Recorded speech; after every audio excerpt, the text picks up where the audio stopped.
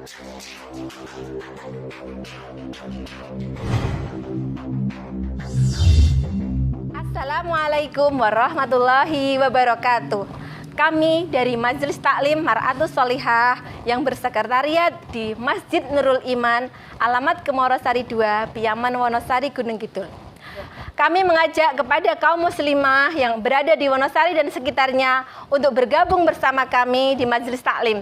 Adapun keanggotaan kami kurang lebih 50 anggota muslimah, dan kegiatan pada kesempatan hari ini yaitu yang pertama Tadarus Al-Quran, dilanjutkan dengan tauziah bersama Ustadz Sandi Rahman, dan yang ketiga yaitu berupa infak serta sodakoh. Pada kesempatan kali ini kami mengucapkan jazakumullahu khairan katsira kepada Bunda Deni yang beralamatkan di Tepus yang telah mengundang kami untuk melaksanakan kajian di tempat ini. Semoga Allah membalas segala kebaikannya. Amin. Kami mengajak dan menunggu kepada kaum muslimah untuk bergabung bersama kami di Majelis Taklim Mar'atus Sholihah. Majelis Taklim Mar'atus Sholihah menuju jannah berjamaah. Terima kasih. Wassalamualaikum warahmatullahi wabarakatuh. Mulia, indah, cantik, berseri, kulit putih bersih merah di pipimu. Dia Aisyah, putri Abu Bakar, istri Rasulullah. Sungguh sweet Nabi mencintamu, hingga Nabi minum di bekas bibirmu. Bila marah, Nabi kan bermanja, mencubit hidungnya. Aisyah, romantisnya cintamu dengan Nabi. Dengan baginda kau pernah main lari-lari, selalu bersama hingga ujung nyawa kau di samping Rasulullah. Aisyah, sungguh manis oh sirah kasih cintamu, bukan persis novel mula benci jadi rindu. Kau istri tercinta ya Aisyah Humairah, Rasul sayang kasih Rasul cintamu. Mulia, indah, cantik, berseri, kulit putih bersih merah di pipimu. Dia Aisyah, putri Abu Bakar, istri Rasulullah. Sungguh sweet Nabi mencintamu, bila lelah Nabi baring di jilbabmu. Seketika kau pulang bermanja, mengikat rambutnya. Aisyah, romantisnya cintamu dengan Nabi. Dengan baginda kau pernah main lari-lari, selalu bersama hingga ujung nyawa kau di samping Rasulullah. Aisyah, sungguh manis oh sirah kasih cintamu, bukan persis novel mula benci jadi rindu. Kau istri tercinta ya Aisyah Humairah. Aisyah, romantisnya cintamu dengan Nabi. Dengan baginda kau pernah main. Kajian Mar'atus Sholihah pada kesempatan hari ini, marilah kita buka bersama dengan doa pembuka majelis dari ta'awud.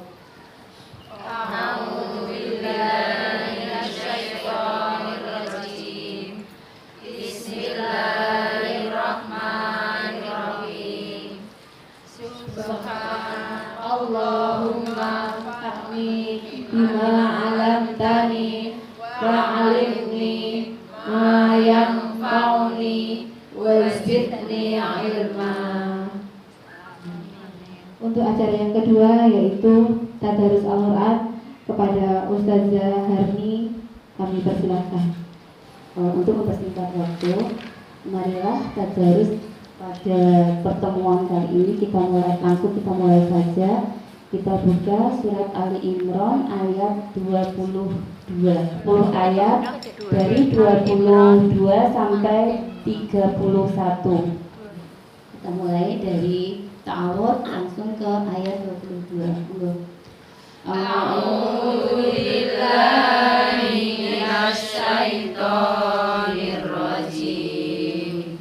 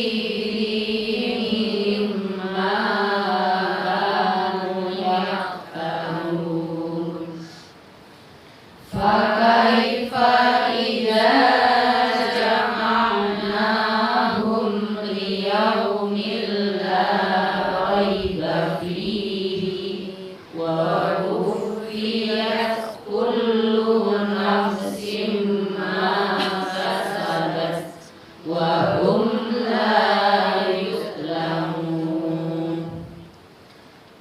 Qulillahumma malikal mulki tu'til mulka wa man tasha'u wa tanzi'ul mulka mimman tasha'u wa tu'izzu man tasha'u wa tudhillu man tasha'u biyadikal khair innaka ala kulli syai'in qadir. Tulijul laila fin nahari wa tulijun nahara fil laili wa tukhrijul hayya minal mayyiti wa tukhrijul mayyita minal hayyi wa tarzuqu man tasha'u bighairi hisab. La yattakhidhul mu'minuna al-kafirina awliya'a min dunil mu'minin. Wa man yaf'al dzalika falaysa minallahi fi syai'in illa an tattaqu minhum tuqah wa yuhadzirukumullahu nafsah wa ilallahil masyir.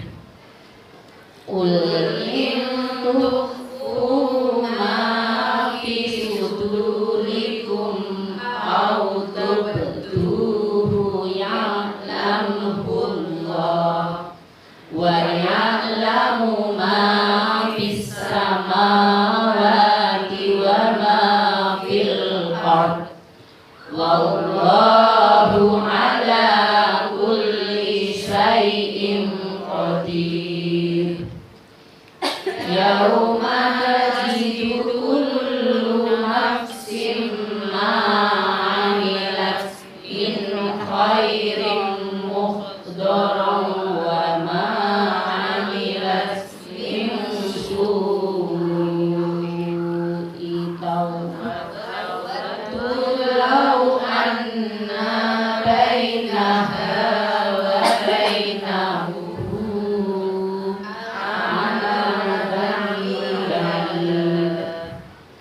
wa yuhadzirukumullahu nafsah wallahu ra'ufun bil ibad. Sadaqallahul azim. Alhamdulillah sudah kita baca doa bersama-sama dari ayat 22 sampai ayat 30. Semoga apa yang kita baca ini tadi dicatat sebagai amal soleh kita. Tentu saja banyak sekali kesalahan dari saya mohon maaf ini dari pribadi saya segala kesalahan, dan tentunya Allah lah yang maha benar. Saya mohon maaf. Wassalamualaikum warahmatullahi wabarakatuh. Ini yang telah menyediakan tempat serta hidangan, semoga Allah mengganti rezekinya dengan rezeki yang lebih barokah, lebih banyak, dan insya Allah bermanfaat. Kemudian kami juga mengucapkan banyak terima kasih kepada Pak Sofan sebagai dari BMTG di Arta Syariah yang selalu mensponsori acara kita. Semoga ini menjadikan tablik atau syiar pengajian kita. Kemudian kami mengucapkan selamat datang kepada Ibu Hajah Suharti, beliau bidan Puskesmas Tanjung Sari, dan alhamdulillah saat ini mulai bergabung di Mar'atus Sholihah. Semoga selalu istiqomah derek kajian dan derek inilah keluarga baru panjenengan. Mari kita sama-sama bertolabul ilmi. Matur nuwun Ibu. Selanjutnya acara yang ketiga yaitu pengajian atau tausiah dari Ustadz Sandi Rohman. Maka kepada beliau kami haturkan warahmatullahi wabarakatuh.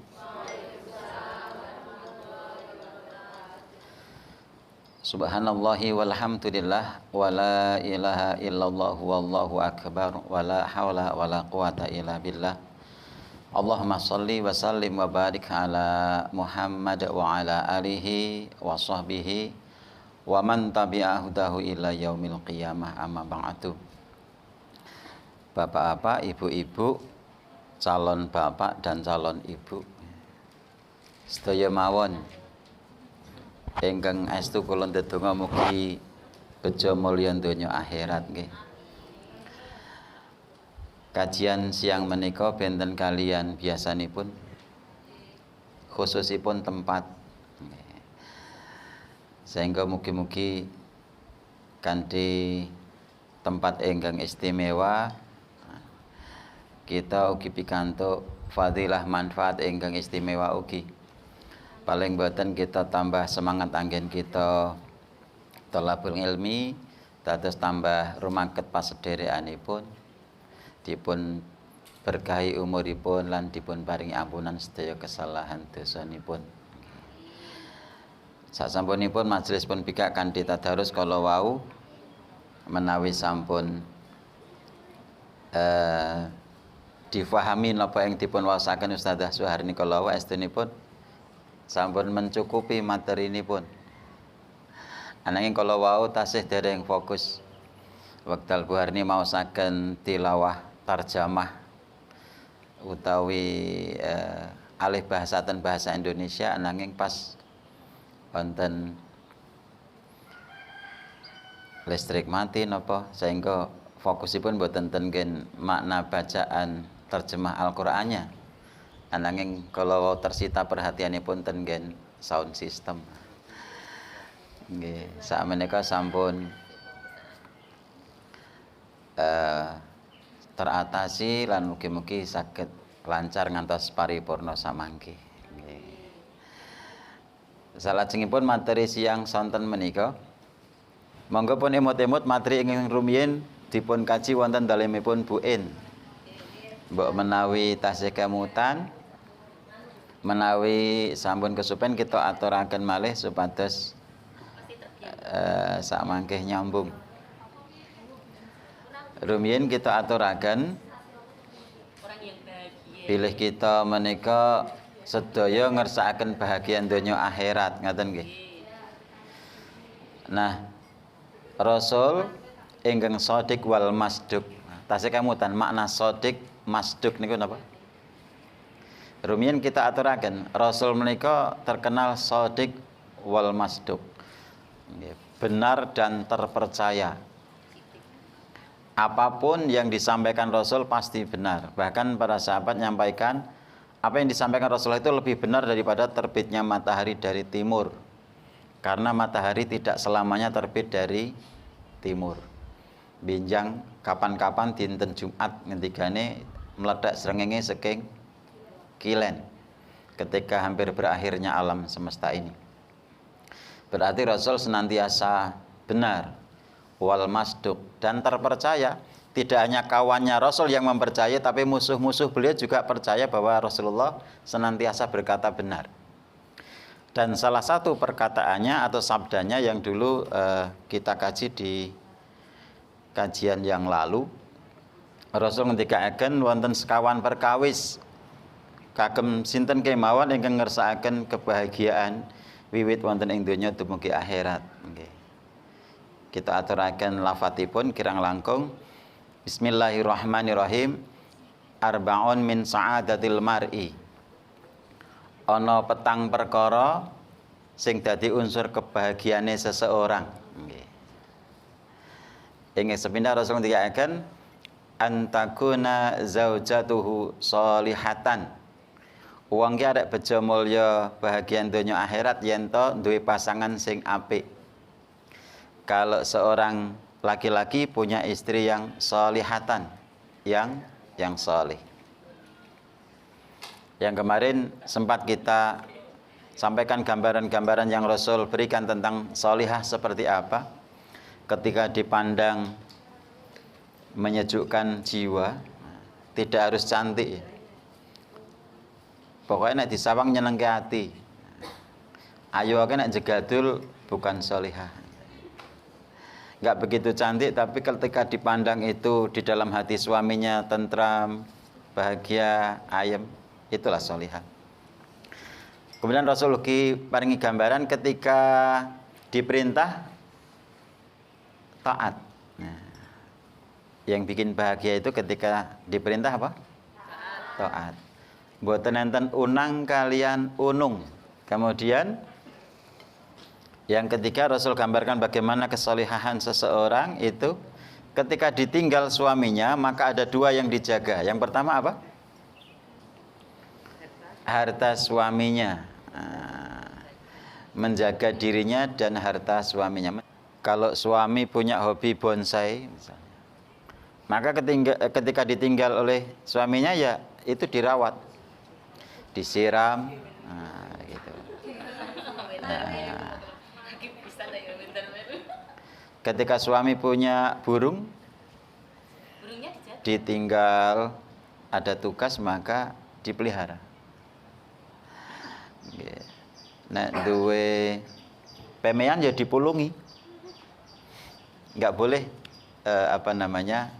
kemudian dijarno wae bapakmu ora bali-bali. Men nggo mahul tahun. Nah, mboten parah.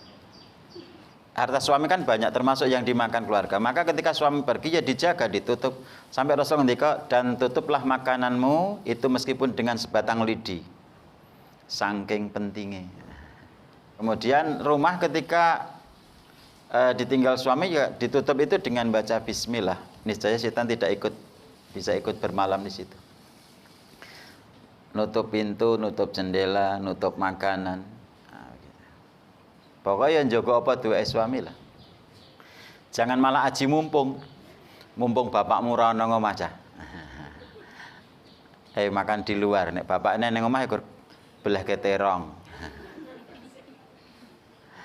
Itu kurang solihah kalau kita.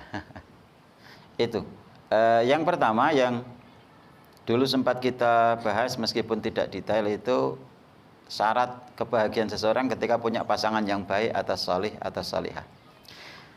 Yang kedua itu wa auladuhu abroron, anaknya abror. Nah, birrun, baik. Nek basane simbok saya njilmo. Anak iki apik-apik, alus-alus, maksudnya bahasane tutur katane ya apik, sikape, lagiane bukan kotok-kotok kasar-kasar kecembengis, pokoknya halus-halus. Begitu. Yang ini kemudian akan kita bahas nanti. Kemudian yang ketiga, khulatauhu sholihin. Wong yang sing pengen bahagia itu duweni magersari tangga teparo sing sholih, sing apik-apik. Ini juga perlu kita upayakan. Dan salah satu bentuk usaha bagaimana agar kita, tetangga kita, masyarakat kita, jamaah kita baik, ya ini kajian-kajian yang kemudian harapannya nanti bisa berefek positif, bisa menciptakan tangga teparo yang baik yang nanti menjadikan kita bahagia. Kemudian yang terakhir dulu sudah kita sampaikan sekilas, yakni rizquhu fi baladihi, rezekine asal muasale saka negarane dhewe. Bojoe gandeng kaya ngapa, saleh kaya apa, anake apik-apik tur akeh, terus tanggane apik-apik, nek ternyata mencari rezekinya di luar negeri dan tidak pulang-pulang, ada sesuatu yang bikin tidak bahagia. Maksudnya dalam hadis tadi adalah ketika rezekinya, kenapa disebut fi baladi? Karena ketika di negeri sendiri, daerah sendiri itu ya berbeda lah yang namanya keluarga. Meskipun uang bisa ditransfer, tapi kasih sayang tidak bisa dipaketkan. Kemudian pada siang sore ini kita akan bahas bagaimana agar anak-anak kita abror, anak-anak kita, keturunan kita, anak cucu kita menjadi orang-orang yang bikin kita bahagia. Jadi kepiye men hidup kita bahagia karena anak-anak kita. Karena sebenarnya di dalam Quran itu ada 4 tipikal anak. Anak itu ada yang menjadi cobaan, fitnah bagi orang tuanya. Ada yang menjadi perhiasan kebanggaan, zinatul hayatad dunya. Ada yang menjadi aduun, jadi mungsuh. Eneng anak ki sing karo wong tuane mungsuhi, karo mamakne mungsuhi, karo bapakne mungsuhi. Nek disawang mencereng, kandhane ora nggugu, dikongkon ora mangkat, dipenging nekat, diundang ora nyemauri. Nek seliringan wae karo ngentut. Parah nek. Tapi ada tipikal yang keempat, yakni yang qurrata a'yun. Anak itu yang ketika dipandang menyejukkan jiwa orang tuanya. Jadi wong tua itu ngerti putrane seneng, ngerti wong anak ngerti porok putrane itu nentremke ati. Itu. Sehingga kalau nyuwun pirsa ibu-ibu, nek papat niku jenengan pilih sing pundi? Nah, sore ini akan kita bahas bagaimana prinsip-prinsip pendidikan anak agar anak menjadi anak yang abror atau anak itu menjadi anak yang solih solihah. Kita merujuk pada Al-Quran surat Luqman, jenengan buka surat Luqman ayat mulai dari 12, 13 dan seterusnya. Atau kita mulai dari ayat 13. Ini saya niteni, ini ayat favorite Pak Safruddin Talhari. Nah, ada yang kenal Pak Safruddin? Imam besar Nurul Iman. Kalau beliau imam, milihnya ayat ini.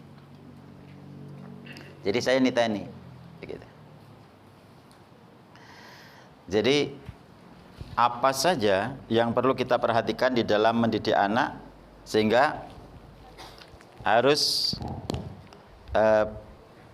ada pakem ini, ada prinsip-prinsip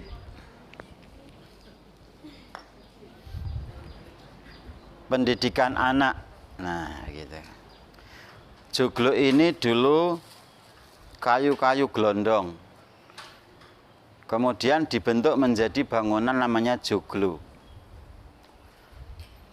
Dalam proses pembentukan kita pertanyakan, yang repot sik ngrekoso tukange napa kayune? Tukange. Kayune ngrekoso mboten? Mboten. Pun nate dadi kayu. Lah kayu itu hidup loh. Nyatane dicowek anten telu tuwe to. Ketika kita ingin bentukan, jadi anak soleh itu harus dibentuk, tidak bisa moro-moro lahir cengar solih, nggak bisa. Moro-moro solihah nggak bisa. Harus ada proses bagaimana membentuk, dibentuk begitu.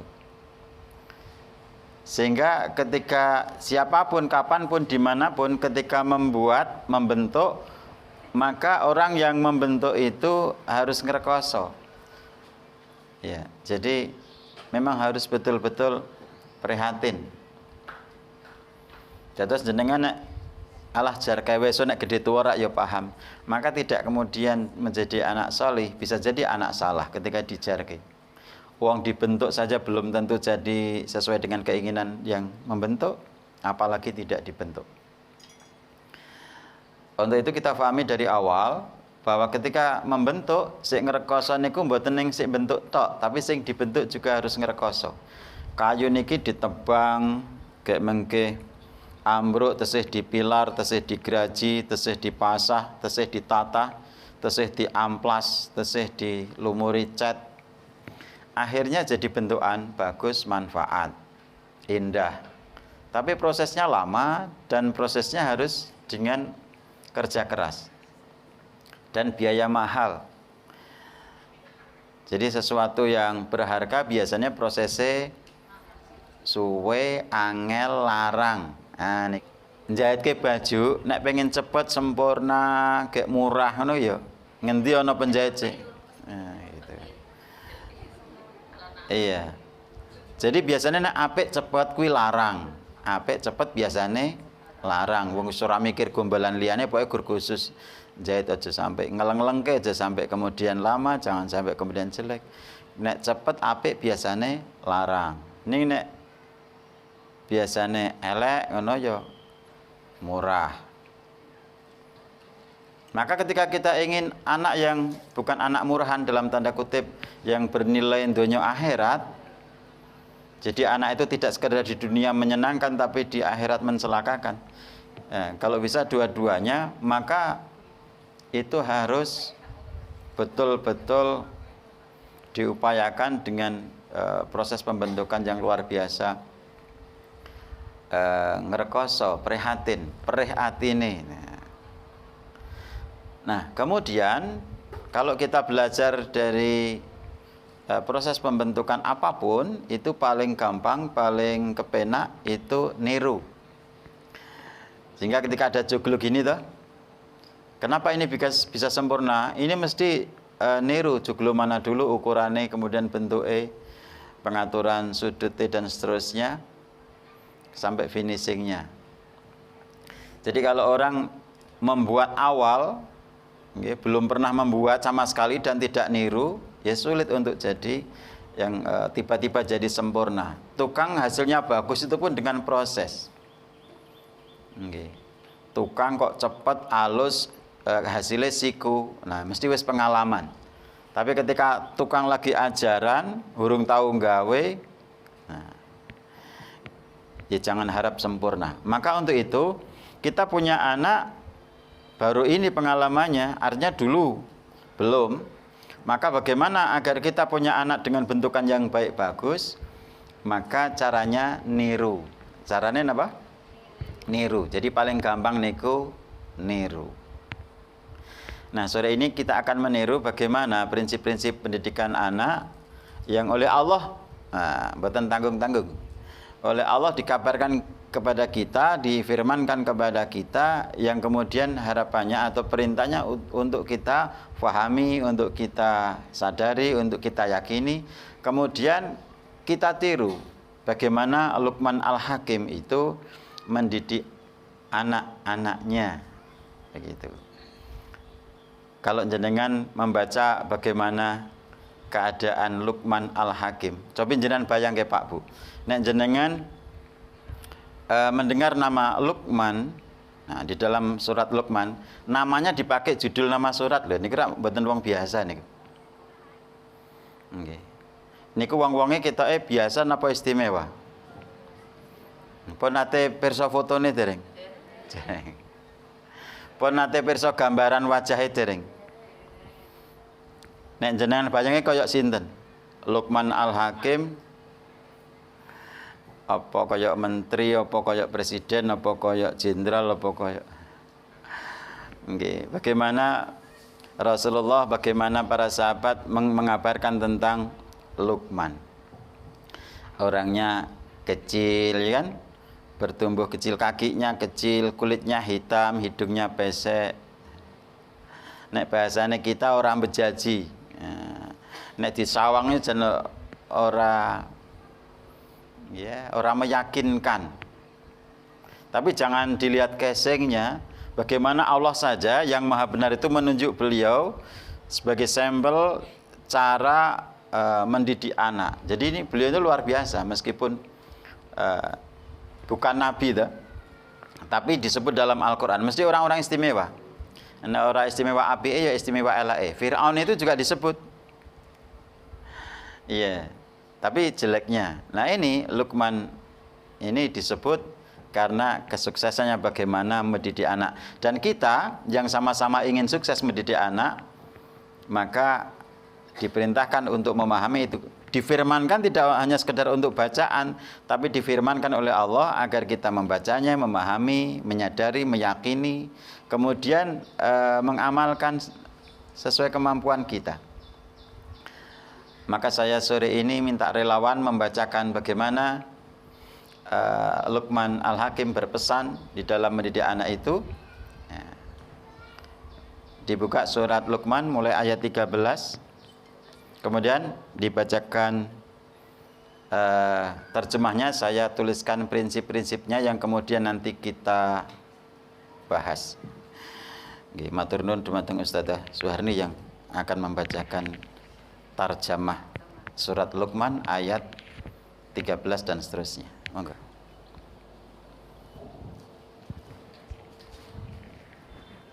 Dan ingatlah ketika Luqman berkata kepada anaknya di waktu ia memberi pelajaran kepadanya, Hai anakku, janganlah kamu mempersekutukan Allah. Sesungguhnya mempersekutukan Allah adalah benar-benar kezaliman yang besar. Dan kami perintahkan kepada manusia berbuat baik kepada kedua orang tuanya, ibu bapaknya. Ibunya telah mengandungnya dalam keadaan lemah yang bertambah-tambah dan menyapihnya dalam 2 tahun. Bersyukurlah kepadaku dan kepada 2 orang ibu bapakmu, hanya kepadakulah kembalimu. Dan jika keduanya memaksamu untuk mempersekutukan dengan aku sesuatu yang tidak ada pengetahuanmu tentang itu, maka janganlah kamu mengikuti keduanya, dan pergaulilah keduanya di dunia dengan baik, dan ikutilah jalan orang yang kembali kepadaku. Kemudian hanya kepadakulah kembalimu, maka kuberitakan kepadamu apa yang telah kamu kerjakan. Luqman berkata, Hai anakku, sesungguhnya jika ada sesuatu perbuatan seberat biji sawi dan berada dalam batu atau di langit atau di dalam bumi, niscaya Allah akan mendatangkannya atau membalasnya.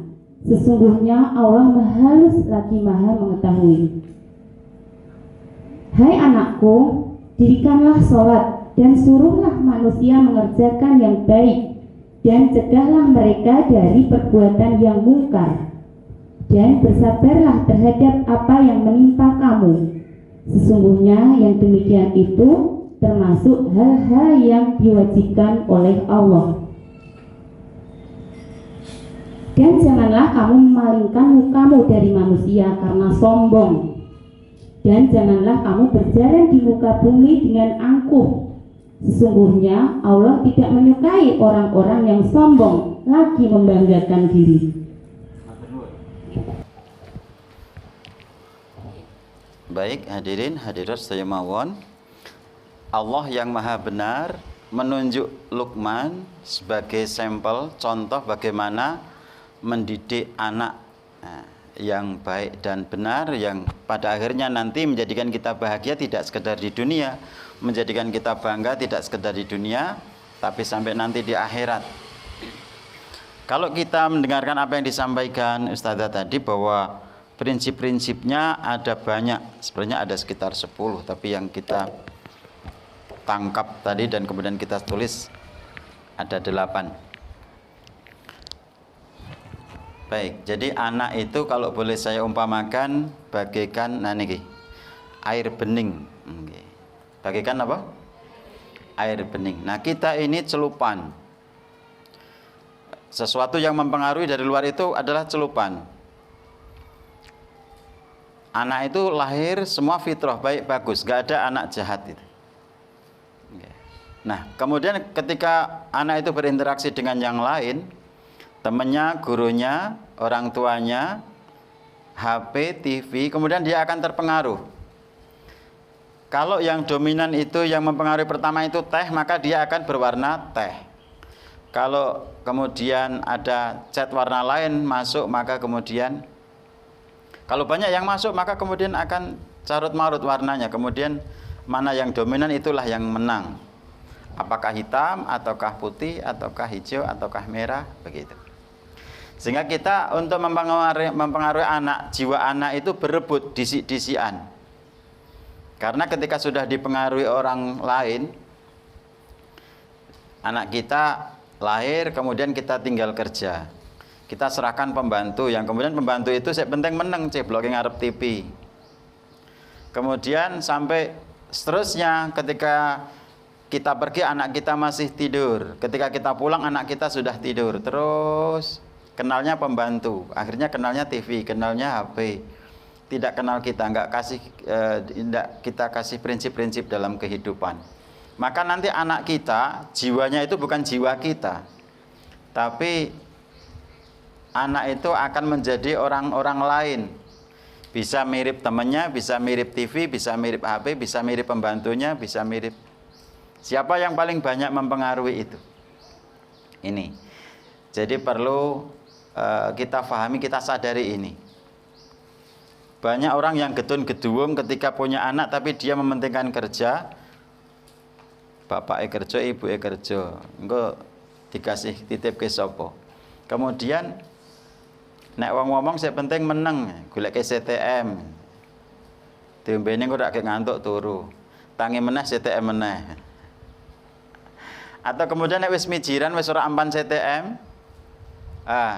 dolane TV. Nek TV ora menarik, dolane HP. Kemudian nek HP ora menarik, ya akhirnya dolan. Nah, di situ yang kemudian kita kehilangan yang besar sekali. Maka dari itu pada kesempatan ini saya sampaikan, anak itu sangat berharga. Harus kita ketahui, kita pahami, kita sadari. Jangan sampai kita kehilangan anak kita. Dalam tanda kutip. Kan ana yo isi eneng kono, tapi wis jiwanya jiwa orang lain, sifatnya bukan sifat kita. Bukan yang kita kehendaki maksudnya. Wis dadi suloyo karo wong tuwa. Ku nek wis kebacut gitu, ketika sudah terlambat maka sulit kita.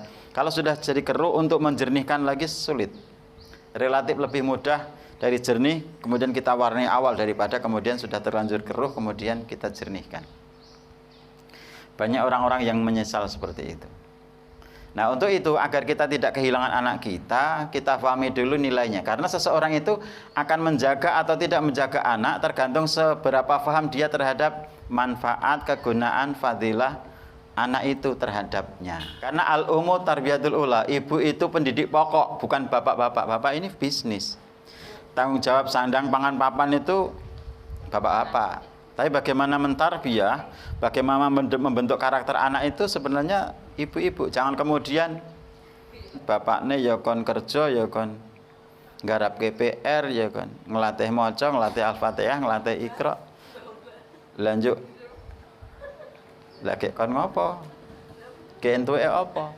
Nek bapak-bapak kan mencari nafkah itu sudah termasuk jihad, termasuk pahala. Seandainya kelelahan, maka lelahnya suami yang mencari rezeki halal itu maka menjadikan ampunan atas dosa-dosanya.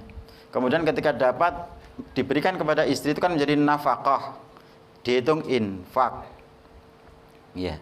Lah kalau kemudian suami sudah sandang pangan papan suami, ya kan? Pahalanya kan sudah banyak dalam tanda kutip. Nah, ikhlas. Nah, kemudian ketika ngono-ngono ya si suamine isik kan kayak pak anakmu apa-apa. Nah, begitu bahaya. Baik, kita pahami anak itu seperti apa nilainya. Anak itu bisa menjadikan sebab Allah memberikan rizki. Kula balani meleh. Anak itu bisa menjadikan sebab Allah memberikan apa? Rizki.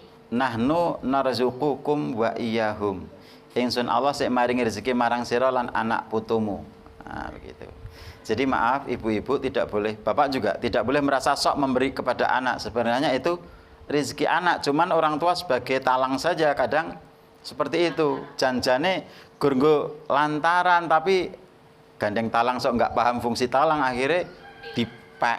Nah, kadang tidak sampai ke tempat bocor. Nah, begitu. Ya nek teles iki wajar kan, seperti sepiro telesnya, tapi nek sampai kemudian 50% iki yo ora teles nek. Begitu. Sebagai gambaran ketika Allah memberikan untuk anak, seharusnya untuk biaya pendidikan untuk ini itu, tapi kemudian digunakan bapaknya untuk nambah teras, ibunya untuk ganti HP sehingga SPP ini sampai ngendong dan seterusnya. Hak-hak anak itu mestinya ditunaikan. Itu rezekinya anak sebenarnya, tapi lewat orang tua. Maka orang tua harus memahami iki gek rezekinya anak. Begitu. Oke. Bukti nyata ketika masih anak kecil, nah segini. Ini kelas pinten Mas Inter, putri nih. Kelas 5. Kelas 5 belum punya anak. Mesti belum keluar ASI. Tapi kemudian kalau sudah dewasa, nikah, hamil, kemudian punya anak, maka keluar ASI. Berarti ASI itu ada karena munculnya anak. Jelas itu. Berarti itu bukti kalau Allah itu memberi rezeki itu karena anak itu. Buktinya dulu sebelum ada anak itu tidak ada apa-apa. Begitu. Iya. Maka jelas peruntukannya itu. Untuk itu ini bisa kita ambil pelajaran. Oh, nek ngono memang rezeki itu rezekinya anak ning lewat mbokne gitu ya. Tidak kemudian mbokne mengklaim, kowe iki mbiyen nek ora tak susoni arek dadi apa? Enggak boleh. Iya. Seharusnya nek anak cerdas, loh mak, itu kan keluar karena ada saya. Kalau tidak ada saya, kan enggak ada. Begitu. Kemudian berikutnya, anak itu menjadi asbab maghfirah. Ketika jenengan punya anak, sampai anak itu mohon kepada Allah, Allahumma ghfirli wali walidayya. Allah ampuni aku dan orang tuaku. Maka itu menjadikan seberapa dosa panjenengan bisa diampuni oleh Allah karena anak yang membaca itu. Bisa menjadikan bertambahnya pahala. Jenengan punya anak kemudian diwurui, dituturi, ya kan? Kan ana sing gampang tuturane, ana sing angel tuturane. Dituturi angel. Nah, kok jenengan betul-betul berusaha memahamkan, menunjukkan, maka menjadi anak solih, maka kesolehan mereka yang kemudian mendapat pahala itu termasuk jenengan pikantuk ganjaran itu. Rasul ngendikaken mantala ala khairin falahu mislu ajri fa'ilihi. Sing sapa nuduhake barang becik, sapa murui, nuturi, ngajari, nyontoni barang apik kok ditiru, maka dia mendapatkan kebaikan orang-orang yang mengamalkannya juga. Jadi semakin banyak anak yang kemudian baik, maka orang tua semakin banyak pahalanya. La yang khusus dalika min ujurihim syai'an, tidak mengurangi pahala mereka sedikit pun. Dados gledek pedele gampangane anak kuwi iso nyebabke Allah maringi rezeki, kita sebagai talang melu-melu teles. Bisa jadi Allah ridho kemudian mengampuni dosa kita karena anak kita yang mintakan ampun. Bisa jadi kita mendapat pahala sebanyak-banyaknya karena anak kita solih, anak kita solihah. Wonten pertanyaan berikutnya, berarti anak niku penting napa mboten? Penting. Larang napa mboten? Berharga napa mboten? Kula pendhetke contoh, nek enten wong saking negara Londo sugih banget gek nari jenengan, Bu, putrane jenengan tak ijolane emas sing abote sakmono. Nggih, pareng mboten? Emas lho. Nek sakmene iki iso nggo gelang, kalung, iso dienggo ya, komplit. Coba nek sing wong sugih niku sing ditari bapakne, Pak, nek istrine jenengan dijoli emas sing abote padha persis karo istrine. Mas murni sak gram 500.000, njuk pira bobote istrine jenengan nanti diijoli segitu Mas murni. Setengah kintal ya setengah kintal mon. Kira-kira colke napa mboten?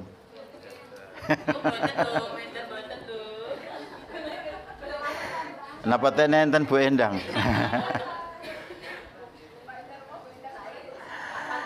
Iya.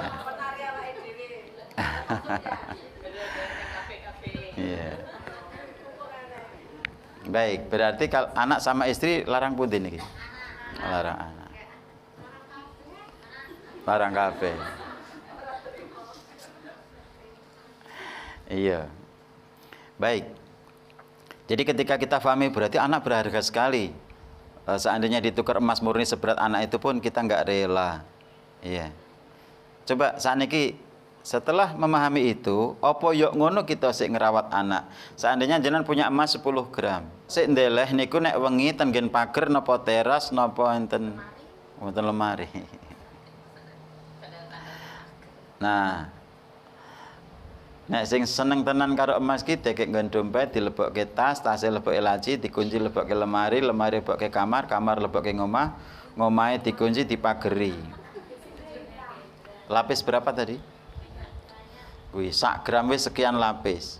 Sementara anak yang sekian nilainya tidak sekedar seberat emas itu, tapi lebih dari itu karena bermanfaat sampai akhirat.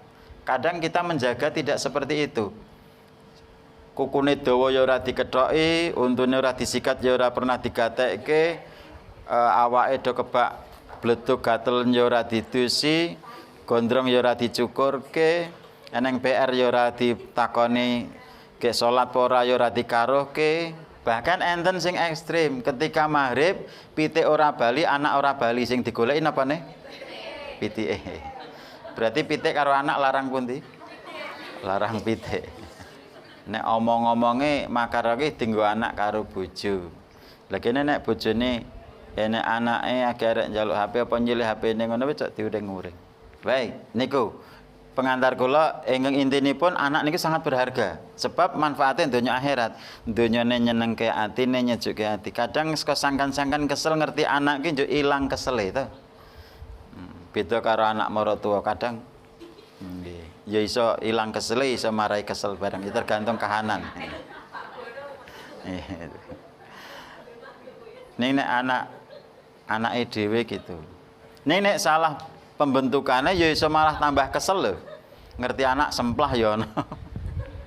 Duh gak ada ngamuk njaluk apa meneh ngono ya ono sing model-model gitu.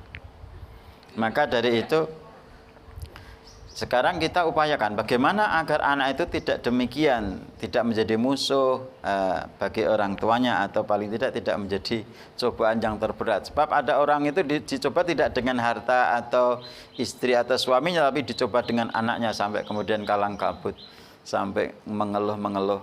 Banyak yang seperti itu.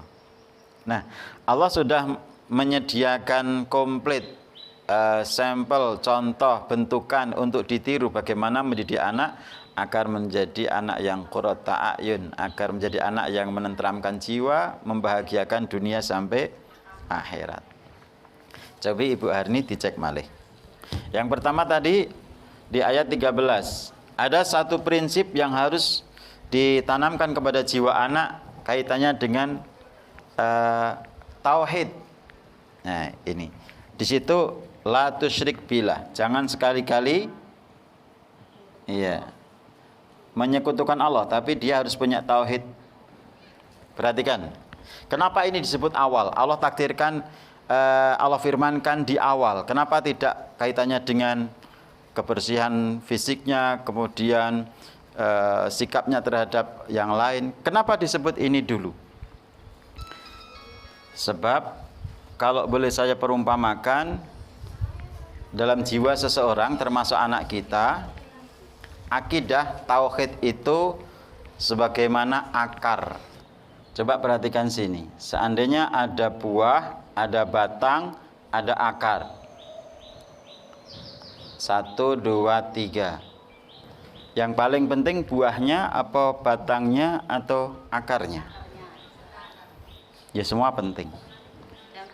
Iya, maka kalau dengan kata-kata paling akarnya, maka ketika akarnya baik bagus, nanti akan batang itu kuat. Kemudian kalau ini akar ini sampai menghujam menuju pusat bumi, kemudian melebar sampai kemana-mana, maka tidak sekedar kuat dari terpaan angin, tapi bisa mencari nutrisi sebanyak-banyaknya.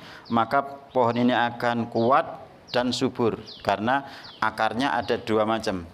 Yang menuju pusat bumi, akar tunggang itu, kemudian ada akar yang menyebar. Artinya apa? Anak itu ketika keyakinannya kuat dan hubungan kemasyarakatannya bagus, artinya dia dengan sesama manusia hubungan horizontalnya bagus, maka dia akan tumbuh berkembang jadi anak baik. Nih. Ananging sebaliknya, ketika kita diajari guru apik karo tangga teparo ning karo Gusti Allah enggak apik ya, ketika ada terpaan cobaan yang berat nanti akan jungkar. Sama seperti itu. Ini juga tidak cukup hanya ada akar satu saja yang menuju pusat bumi kemudian tidak ada akar yang menyamping. Itu tidak cukup. Baik, jadi seandainya ini akidahnya, maka batang itu ibadahnya, buah itu akhlaknya. Nah, ketika menjadi anak yang ketika dipandang menyejukkan hati, ketika berkata menenteramkan jiwa, berbuat juga baik bagus, ini diawali dari akidah anak itu benar, ibadah anak itu benar, dan akan memunculkan akhlak yang baik. Nah, begitu. Nah, kemudian Allah firmankan bagaimana Luqman mendidik anaknya, itu satu hal yang paling pokok disampaikan adalah la tusyrik billah, dan janganlah kamu mensekutukan Allah. Jadi Allah itu sebagai satu-satunya ilah. Maka wujud realnya dengan menyatakan la ilaha illallah. Ini anak kecil ini sudah diajari makna la ilaha illallah. Tidak sekedar mengucap la ilaha illallah berulang-ulang, tapi la ilaha illallah. Ini dari bapaknya, ibunya paham, kemudian itu disampaikan kepada anaknya, difahamkan sebagai prinsip hidup. Pokoknya urip selama hidup ini aja sampai menyekutukan Allah, membuat tandingan selain Allah sebagai tujuan dalam kehidupan. Begitu. Itu paling pokok, paling penting. Seandainya ini benar, berhasil, maka anak itu dengan Allah yakin toh, sedangkan dia kena prinsip innallaha khabirum bima ta'malun. Saat temennya Allah nyuting apa sih mbok lakoni, maka orang tua tidak usah ribet-ribet mengawasi kemana-mana. Kan ada, Pak, anak iki ndelok wayang, Pak, anak iki ning pasar kuliner, Pak, nang ndi dikuntit. Kenapa? Ora percaya anak engko nek piye-piye kepiye. Tapi ketika anak itu sudah punya prinsip, meyakini bahwa Allah itu segala-galanya, termasuk tujuan hidupnya, termasuk Allah mengawasinya, maka pengawasannya sudah diserahkan kepada Allah dan anak itu merasa diawasi Allah. Dan itu menenteramkan jiwa. Wis rapopo, anak iki wis paham. Wis ngerti aturan. Ya wong tuane ora ngerti, ning Allah mirsani. Ya Allah ngerekam. Meskipun mbokne ora ngetutke, ora ning dinding nggawa video. Tapi ketika anak itu paham, sadar, yakin, innallaha khabirum bima ta'malun, Allah itu khabir, tidak sekedar mengetahui tapi merekam apa-apa yang dikerjakan, apa yang dilakukan siapapun manusia itu. Nggih niku. Jadi seperti itu. Ketika kita ingin menjadikan anak itu terbentuk menjadi anak yang solih, solihah, yang pertama-tama ditanamkan adalah la ilaha illallah. Tidak ada ilah kecuali Allah. Coba jenengan fahami mriki. Kenapa kok disebut dengan prinsip tauhid dengan kalimat tauhid la ilaha illallah? La artinya apa? Tidak ada ilah kecuali Allah. Ini dibagi dua. Jadi pertama-tama ini menghilangkan semua ilah. Menghilangkan semua ilah. Nah ilah itu apa? Ilah itu ada 4 maknanya. Ada, kalau kita mengikuti beberapa ulama, maka ilah itu maknanya ada beberapa. Yang satu, ilah itu maknanya ma'bud. Ma'bud yang disembah atau yang diberi persembahan. Sehingga anak itu dalam hidupnya tidak boleh menyembah, tidak boleh memberi persembahan, tidak boleh menjadikan sesuatu dalam kehidupannya sebagai tujuan. Hanyalah Allah. Sehingga la ilaha illallah maknanipun la ma'buda illallah. Tidak ada yang disembah, tidak ada yang diberi persembahan, tidak ada yang menjadi ghayah dalam kehidupan illa kecuali Allah. Maka ketika anak seperti itu, maka sudah masuk dalam jiwanya, maka dia oh nek ngono wong urip di anake mergo kon ngibadah lan ora ana sik diibadah kejaba Allah.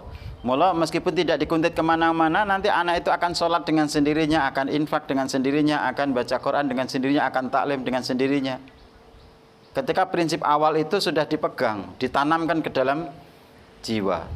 Kemudian makna yang kedua ini bisa dikatakan atau bisa dimaknai marhub, yang ditakuti. La ilaha illallah maknanya la marhuba illallah. Ora ana sing diwedeni kejaba Gusti Allah.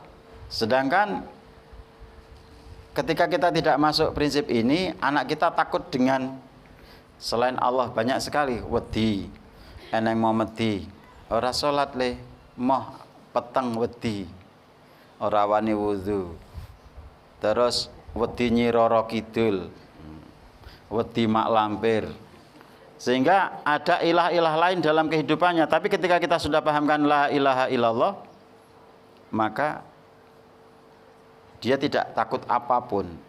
Ora wedi kelangan bondo, ora wedi kelangan rogo, sing penting ditersani Gusti Allah. Yang ketiga al-muta', yang ditaati. Jadi saking awal la ilaha illallah itu tidak ada yang ditaati kecuali Allah. Maka tadi ya, seandainya anak dipaksakan orang tuanya untuk berbuat kemaksiatan, maka jangan kau taati dia. Nah, maka boleh orang tua itu tidak ditaati ketika orang tua itu memerintahkan anak untuk berbuat kemaksiatan atau mensekutukan Allah tanpa ilmu misalnya. Kemudian yang keempat, ini mahbub, yang dicintai, mahbub. La ilaha illallah bimana la mahbuba illallah. Tidak ada yang paling dicintai kecuali Allah. Maka nggak usah khawatir ketika anak kita sudah seperti itu, sayang kepada Allah karena merasa dihidupkan, diberi raga, diberi apapun oleh Allah, kemudian ora usah diopiak-opiak kon salat, dia akan cinta kepada Allah. Adzan ya ge adzan, salat ya ge salat, seperti itu. Karena sudah tertanam. Tapi ketika ini gagal, perhatikan, ketika kita tanamkan ini gagal kepada jiwa anak, anak lebih cinta kepada selain Allah, sulit kita ajakkan anak itu untuk mengabdi kepada Allah, sulit dijak ngibadah, sulit dijak infak, sulit dijak. Nah, ini bahaya sekali. Baik, jadi prinsip yang pertama dalam mendidik anak ini kaitannya dengan tauhid. Nah, cara yang praktis untuk menanamkan kepada anak kita ini dengan kalimat tauhid la ilaha illallah. Kalau saya umpamakan anak itu benih tanaman, coba perhatikan. Kita punya benih, ya. Akan kita tanam. Ya, akan kita tanam. Maka caranya tanah yang di situ ada tanaman-tanamannya kita hilangkan dulu. Kemudian kita buat tempat, kemudian media tanamnya dipakai yang bagus, kemudian ini dimasukkan. Ini prinsip la ilaha illallah. Ini dihilangkan dulu, kemudian baru dimasukkan. Coba jenengan ajeng nandur bayem ning ngriku niki tesenten pok pring, pok randu, pok jati. Kayak mboten diilangi sik. Kira-kira bayeme tumbuh subur mboten? Mboten. Wong enenge pok pring. Maka sebelum kita masukkan prinsip-prinsip atau keyakinan kepada anak, maka keyakinan-keyakinan yang lain harus kita hilangkan dulu. Kemarin saya neng Pakel itu ana bocah sik ngandani koncone tanggane. Iku meyakini, jadi tanggane duwe kanca iku diomongi, aja nandur bugenvil kowe ora apik nang nggon kerukunane rumah tangga begitu. Sampai diyakini, kemudian ikut dibongkar, kemudian diobong. Itu ada dua kasus. Jadi meyakini tumbuhan tertentu menjadikan keluarga ora apik. Eneng sing meyakini meneh wit sawo, engko nek nandur wit sawo ngarepan engko anake ora betah ning omah akhire kurdo ilang kabeh. Nah, itu prinsip-prinsip yang ora jelas dasare iki apa. Legene ana tak duduhke. Lah kae ngarepe wit sawu. Legene anake ya uyel-uyelan ngono ya ora lunga-lunga, akhire ya gorengan gawe andinge. Itu rak gur keyakinan sih ora jelas. Sura ki angker, Nyi Roro Kidul ki nguasai laut selatan, kudu kae ning sedekah laut. Kuwi perintahe ning ndi, ki apa, sapa sing ngakon, dasare apa. Nah, sampai kemudian ketika masuk dalam jiwa anak kita keyakinan-keyakinan itu, maka sulit kita akan menjadikan anak itu anak yang tumbuh berkembang dengan benar dan baik. Itu. Maka dari itu prinsip yang pertama itu la tusyrik billah, jangan mensekutukan Allah. Pokoknya Allah niku satu-satunya ilah sing disembah, sing diwedeni, sing ditaati, sing ditresnani. Karena Allah yang memberikan segalanya, sing menehi nyawa, sing menehi raga, sing membentuk raga, sing menehi rezeki, sing nentokke kapan kiamate Allah, sing nentokke sapa sing ning swarga, sapa sing neraka, itu Allah semua yang menentukan. Maka Allah itu segala-galanya. Maka ini harus dimasukkan ke dalam jiwa anak kita, la ilaha illallah. Dan tidak boleh musyrik atau mensekutukan Allah atau membuat tandingan-tandingan sebagai tujuan hidup di dalam kehidupannya. Ngaten. Kemudian kita sampaikan ancaman bagaimana Allah menyampaikan innallaha la yaghfiru ayyusyraka bihi. Innallaha sak temene Allah la yaghfiru ora bakal ngapura. Innallaha la yaghfiru ayyusyraka bihi. Perbuatan musyrik. Wa yaghfiru ma duna dzalika liman yasha. Dan Allah akan mengampuni dosa-dosa selain itu liman yasha, bagi siapa yang Allah kehendaki. Jadi bahayanya ketika prinsip yang pertama tidak masuk ke dalam jiwa anak kita, maka kerepotan akan kita hadapi seterusnya. Maka anak itu tidak akan mau beribadah, anak itu kemudian tidak yakin bahwa infak itu diganti 700 kali, tidak yakin kalau berbakti kepada orang tua itu menjadikan ia masuk surga. Kalau anak perempuan tidak yakin kalau taat suami itu menjadikan ia boleh memilih pintu surga manapun. Kan wanita itu untuk masuk surga diberikan cara yang termudah, gur papat toh. Salat 5 waktu, puasa Ramadan, taat karo kakunge, kemudian menjaga kehormatan. Hanya 4 itu saja. Itu kemudian langsung suruh milih pintu mana yang kamu kehendaki. Beda dengan bapak-bapak ini. Syaratnya tidak semudah itu. Bagaimana dia harus jadi pemimpin, harus tanggung jawab sandang pangan papan, harus tanggung jawab segala-galanya. Ada dakwah, ada jihad. Itu untuk masuk surga sangat mahal atau sangat sulit bagi bapak, tapi untuk ibu-ibu mudah sekali. Itu. Nah, ketika anak kita sudah sampaikan prinsip itu, kita sampaikan kepada anak, "Nok, nek wis dewasa, lamun ana wong gelem karo awakmu dadi suamimu, njuk nglamar, njuk tenan wis dadi resmi dadi bojomu, maka tugasmu taat." Nah, orang tua itu masuk level berikutnya. Dan kita sebagai orang tua juga tidak kemudian mencampuri urusan rumah tangga mereka. Maka tidak akan menjadi masalah karena sudah itu haknya suaminya. Dan kita paham. Tapi orang tua yang tidak paham, tidak memahamkan anaknya, maka kemudian isi sok pradul karo mbokne. Ada enggak seorang keluarga muda yang seisi sok pradul karo mbokne, pradul karo maratuwane? Yang kemudian mempengaruhi mempengaruhi stabilitas keluarga itu. Tapi ketika anak kita sudah dari awal, prinsipnya sudah jelas bahwa Allah itu tidak boleh dipersekutukan, dan Allah apapun perintahnya kita lakukan, dan Allah perintahkan bahwa nanti kamu ditakdirkan jadi anak wanita itu, perempuan itu menjadi istri, maka tugasmu taat. Nah, begitu kepada suami. Nah, jadi yang pertama itu yang paling pokok yang harus kita tanamkan dalam jiwa anak adalah prinsip-prinsip akidah, prinsip-prinsip ketauhidan. Nah, tidak boleh musyrik. Itu. Kemudian untuk berikutnya ini prinsip-prinsip yang barangkali lain waktu akan kita bahas, yakni bagaimana kita pahamkan kepada anak itu untuk senantiasa berbakti kepada orang tua. Nek simbokku ngarani wong tua iki Gusti Allah katon. Nah, gitu. Gusti Allah ning ketok. Nah, karena Allah memang dawuh lewat rasulnya ya seperti itu memang. Ridallah wa ridul walidain. Nah, keridhaan Allah itu tergantung keridhaan orang tua dan kemarahan Allah juga tergantung kemarahan orang tua. Maka dari kecil sudah dipahamkan kepada anak kita, nak ele. Pokoke sak suwene uripmu kok dadi anak urung dadi wong sing dewasa, bektiya karo wong tuwa. Nggih, bekti niku maksudipun berbakti itu ya apa yang jadi perintah orang tua ya indahkan, laksanakan, kalau dilarang ya hentikan, jangan kemudian dilakukan.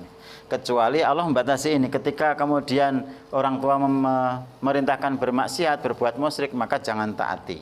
Begitu. Tapi pergaulah dengan cara yang baik. Meskipun orang tua kita kafir, orang tua kita musyrik, itu tidak boleh kemudian kita berbuat kasar atau jelek padanya. Tetap Allah dawuh pergaulilah mereka dengan ma'ruf, dengan cara yang baik.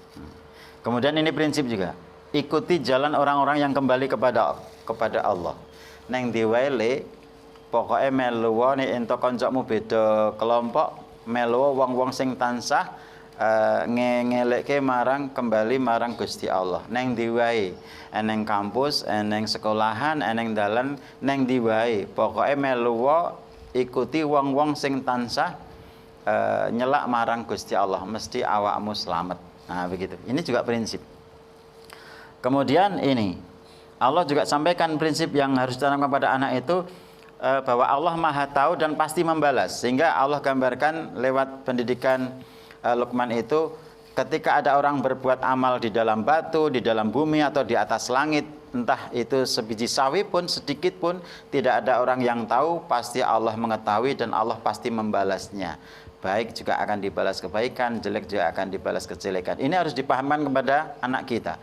Sehingga nanti munculnya kalau sudah dewasa, tidak mungkin dia berbuat baik karena pamer atau ingin disanjung atau apapun. Karena dia sudah tahu, baik terang-terangan maupun tersembunyi Allah Maha tahu.